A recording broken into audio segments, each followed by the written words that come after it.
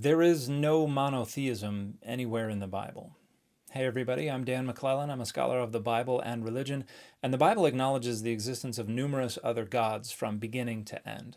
And so, to the degree you understand monotheism to be the belief that no other gods exist, it is thoroughly post-biblical and builds upon first Greek philosophical ideas about what deity is, and specifically the notion that it is singular and unified and superlative. And these are primarily post-biblical innovations, but it also builds upon the idea of creation ex nihilo, which is something that developed among Christian apologists in the late 2nd century CE and is also nowhere to be found anywhere in the Bible.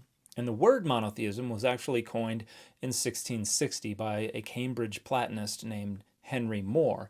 And he didn't use it as an analytical framework that was applied to all the different dogmatic traditions around the world. It was used as a value judgment and an identity marker in order to exalt Christianity over any and all other religious traditions, because a lot of what Henry More was doing was denying monotheism to traditions like Islam and to more materialist traditions that identified the material world as the one God, and More rejected the monotheism of these traditions based on the idea that their concept of God was inadequate.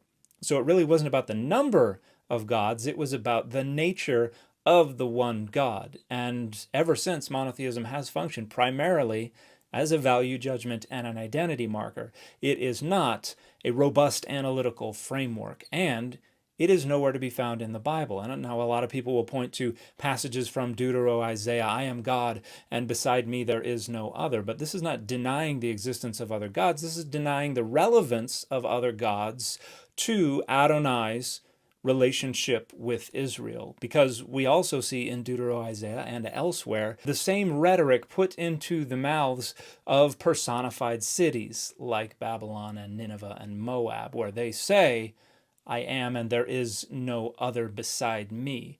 And the idea here is clearly not that these cities imagine themselves to be the only cities that exist. The idea is clearly that these cities are the only cities that matter to their constituents. Just like what we have in Isaiah is rhetoric that insists Adonai is the only God that matters to the Israelites or the Judahites. And it's just like how I think about the Denver Broncos. There are no other real NFL teams. Certainly not the Raiders. They are nothing. They are less than nothing. They're not a real team. That's the exact same kind of rhetoric that we see being used in Isaiah, where the author still refers to the other gods of the divine council, to the host of heaven that is marshaled out by Adonai, and none is missing. And it still refers to the primordial battles with the chaotic monster of the sea, Rahab.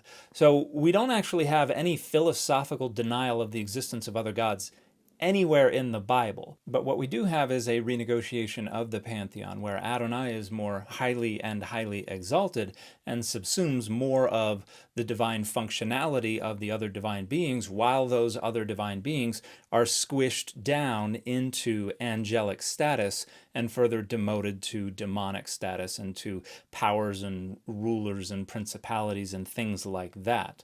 And so we have, for instance, Paul in 1 Corinthians 10:20 quoting Deuteronomy 32:17 to the effect that what they sacrifice to idols, they sacrifice to devils and not to God, or to demons and not to God. Now, when you go to the Hebrew of Deuteronomy 32:17, there is an appositional clause where it says to shedim, which traditionally is translated demons, and not to God, comma, that is, to gods they did not know. So appositionally, the shedim are identified as Elohim, as gods. And so Paul is categorizing demons as gods, as the Greek translators of the Septuagint did, as the authors of many of the texts in the Dead Sea Scrolls did, as folks like Philo and others did. So the heavens are still replete with gods, and this is why Paul says there are many gods and many lords.